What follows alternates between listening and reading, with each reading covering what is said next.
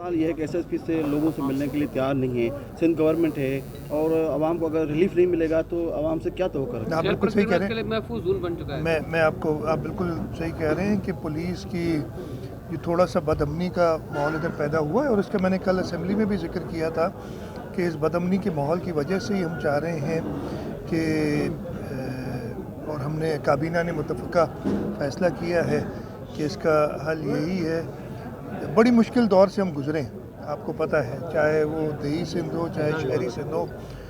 बड़ी कुर्बानियाँ दी हैं ख़ास तौर पे पुलिस के लोगों ने, और इस कुर्बानी को रायगा ना होने देने चाहिए। पॉलिटिकल गवर्नमेंट जिसको इस सूबे के लोगों ने इलेक्ट किया है, उस असेंबली और उस पॉलिटिकल गवर्नमेंट को जब असेंबली ने इलेक्ट किया है, उसकी पॉलिसीज़ लोगों की बेहतरी के लिए ही होंगी, और वो लोगों की बेहतरी के लिए जो पॉलिसीज़ हैं उन पे जो भी जो गवर्नमेंट सर्वेंट हो, इसलिए हम जो असेंबली में आते हैं वो रिप्रेजेंटेटिव्स हैं, लोगों के नुमाइंदे हैं, लोगों की नुमाइंदगी करते हैं, और वो अफसरान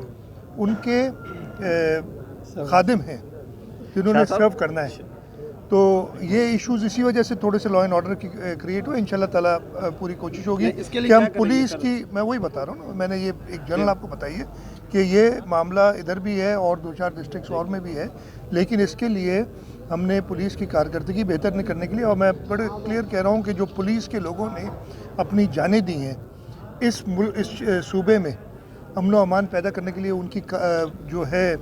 कुछ नाअहल अफसरान की वजह से उनकी कुर्बानियाँ हम रायगा होने नहीं देंगे। शाह साहब, आईजी सिंह का पुराना पहले भी तनाज़ा हुआ, पुराने आईजी